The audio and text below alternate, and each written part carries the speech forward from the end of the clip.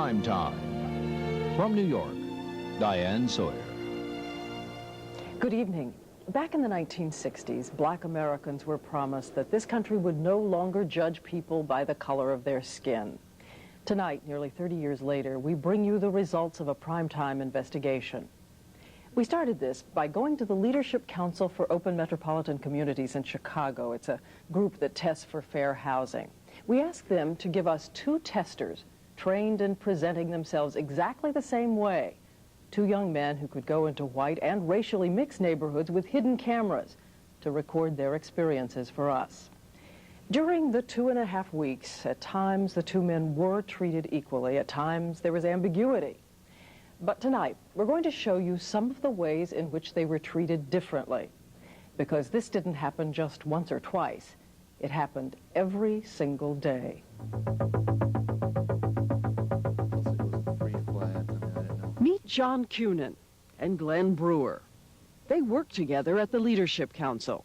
They're both from the Midwest. They went to Big Ten schools, grew up in middle-class families, even play on the same softball team. They're friends. Two young men whose lives are virtually the same in every way but one, the one you can see. A few months ago, John and Glenn agreed to pack their bags and help with our investigation. Our question, how much difference does the color of your skin make in everyday life in America? For the answer, we went to the city of St. Louis, Missouri, where the two men moved into this motel and prepared to begin a new life. You really feel that you're equal. Definitely. Yes. 1, 2, 3, 4. The twist? Every day we'll be with them to show you what happens. Set. Set. All right. Let's do it.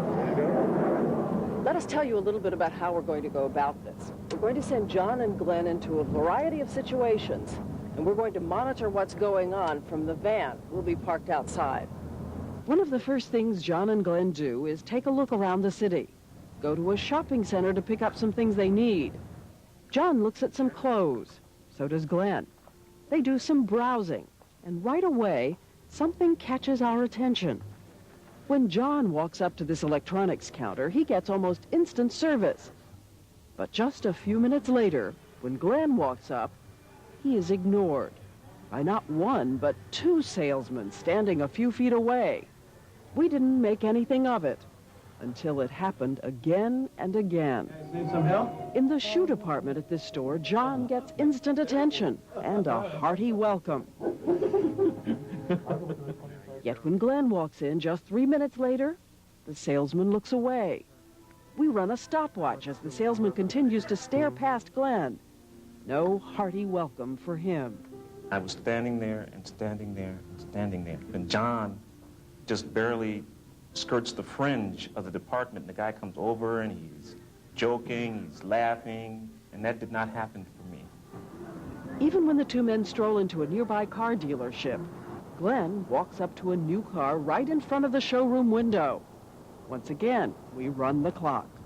I walked around the car, kicked the tires, looked under the rear at the muffler. It seemed an enormous amount of time to me to stand there and wait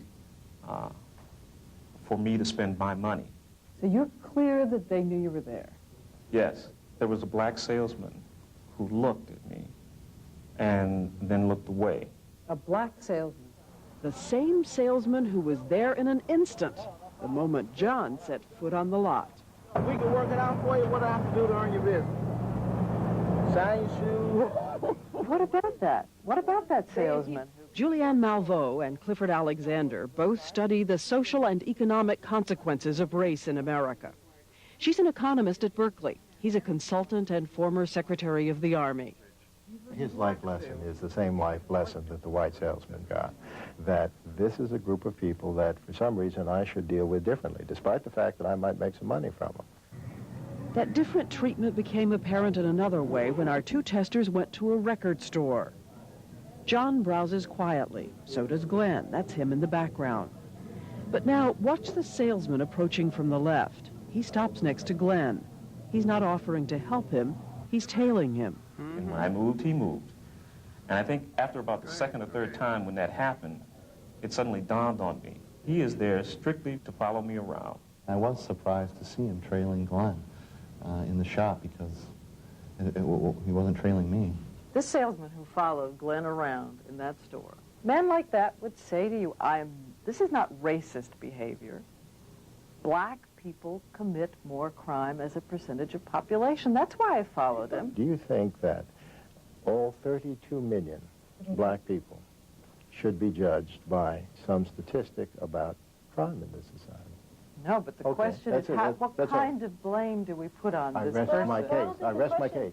It isn't a question of blaming the white person following. It's a question of understanding why he follows. If this man had behaved suspiciously, if he had picked up something, put it down, perhaps put it toward his pocket, that would be one thing. He was browsing.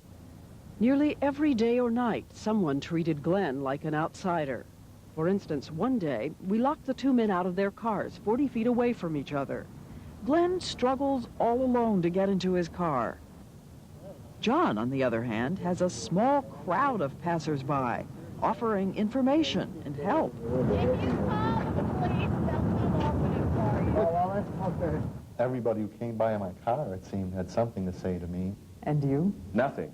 No help, no one. One night, John and Glenn go for a walk in downtown St. Louis, one just ahead of the other. But when a police car passes by, it's Glenn who gets the pointed once-over. When he got to where John was, he rolled right by John. But he stopped, leaned out the window, just to inspect you. Yes.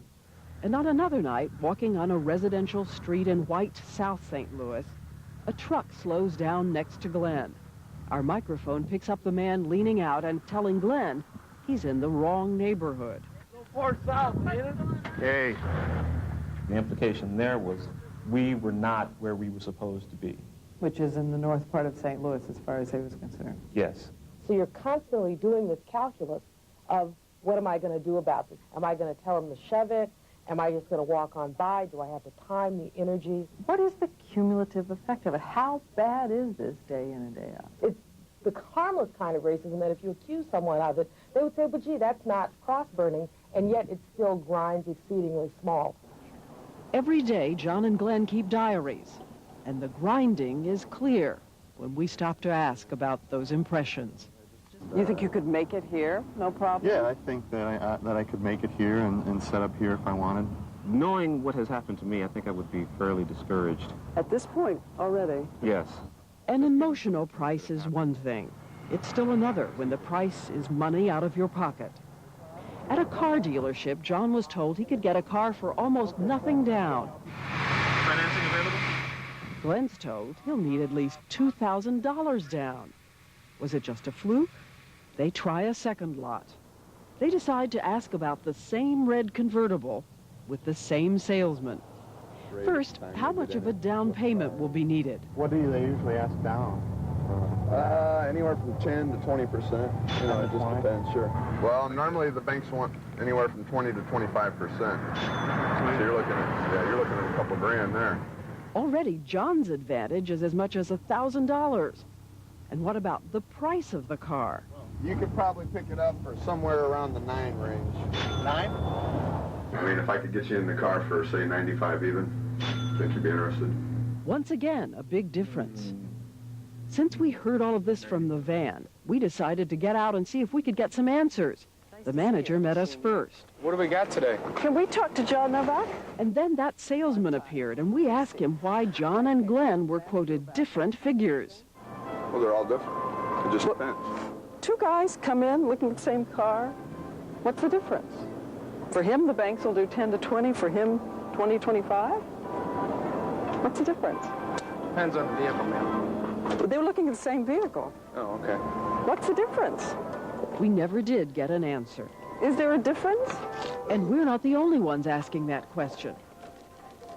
Experts say car salesmen consistently regard blacks as less sophisticated customers and try to make them pay more.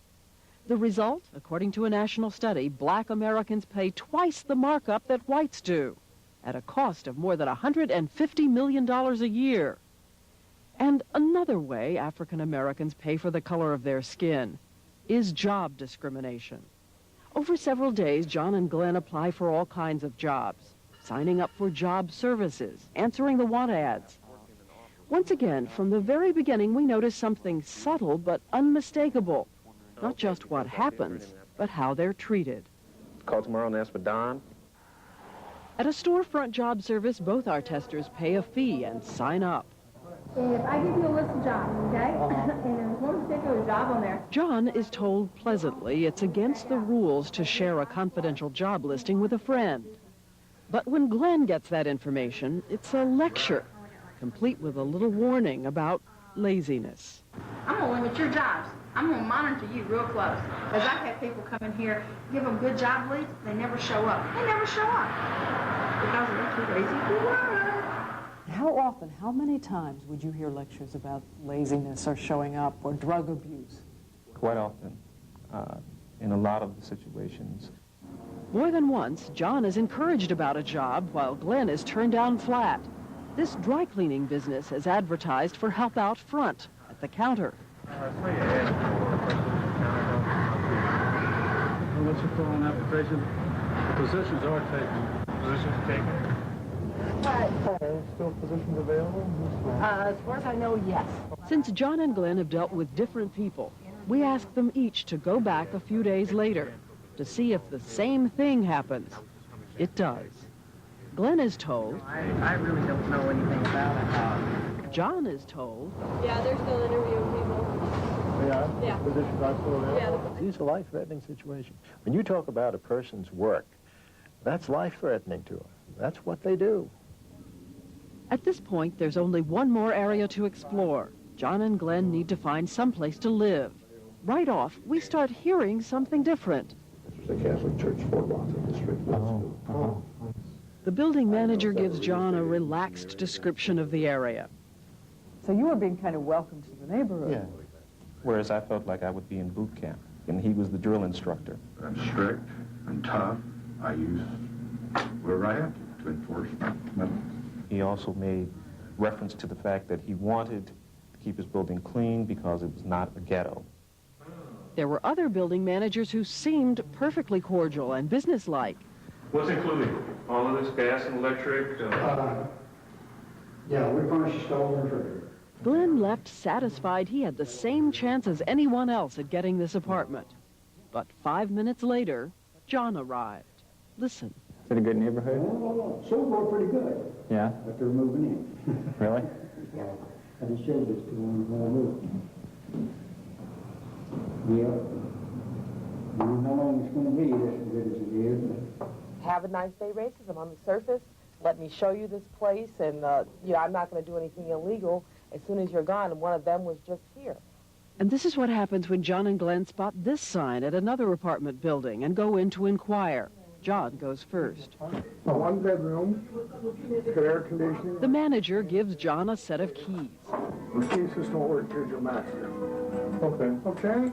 John tours the vacant apartment. He's told it's available immediately. Got a couple other places I'm going to look at, and if I decide on this one, I'll be back. I'll have this filled out. Okay? Okay, I appreciate it. All right. Well, thank you. Bless you and have a good day. John leaves. And listen what happens when Glenn walks in.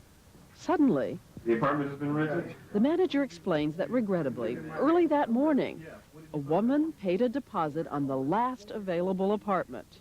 Oh, called in earlier this morning? There's nothing for Glenn to see, so he leaves. Bye-bye. You too. Bless you both. Okay. Once again, we decide to go in search of an explanation. May we ask you a couple of questions? These two gentlemen came in, and when this one came in, you gave him keys to an apartment, one bedroom with air conditioning. But when this gentleman came in 10 minutes later, you said there was no apartment available. No, I told this gentleman I had a call on the apartment. But we pointed out what he had said. He had told Glenn the apartment had been rented by a woman that morning. Yet he showed John the apartment in the afternoon. Oh, ma'am, I am not prejudiced. I got Mexican, I got Jewish, my God. How many black people in this apartment? There's none. At this point, the building owner appeared, trying to throw us out. I'm asking you to move your camera, All okay? right. Out of the Okay. apartment or call the All police right. to you, okay? We have never discriminated. As long as they don't have 4 or 5 kids, that we do not have any empty, so out. Later, Glenn remembered the manager's parting words. He said, bless you both. And that infuriated me. How dare you wish blessings on me after you have just insulted me, after you have just told me that I can't live here because of the color of my skin. We will have moved a step forward when white people feel as angry and as animated and as outraged about this as we do. I mean, we're not surprised, but whenever this is confronted, I'm confronted with this, I'm angry. You're sitting in a democracy and you want to say, Jane or Johnny, you can go all the way. This is open. This is America. But you know what just happened to you in the store. And you know that that's America, too. In quite a few ways, yes, it has been rough. After 2.5 weeks, our investigation is over. And even these two professional discrimination testers say this was an experience that opened their eyes. I didn't realize the big differences in all these situations, and I couldn't really believe it, that it was happening. You walk down with suit and tie, and it doesn't matter. You carry yourself in a very respectful manner. It doesn't matter. Someone will make determinations about you, determinations that affect the quality of your life, and the only basis is one thing that will not change about you. I'm not going to take off black skin. I'm going to be black forever. A footnote. We chose St. Louis for this report, but we think it could have been any city, and the national studies on discrimination bear this out. That's why our experts, Malveaux and Alexander, both wanted to emphasize that they think if things are going to change for black Americans, it will only be when national leaders in business and politics say, this can't go on, it's just not fair. And finally, after we completed our interviews with John and Glenn here in New York, we couldn't resist just one more test. We taped the two of them just a few blocks from our studio as they each tried to catch a New York cab to head home. Watch as the first cab sails straight past Glenn to pick up John. I gotta go to LaGuardia?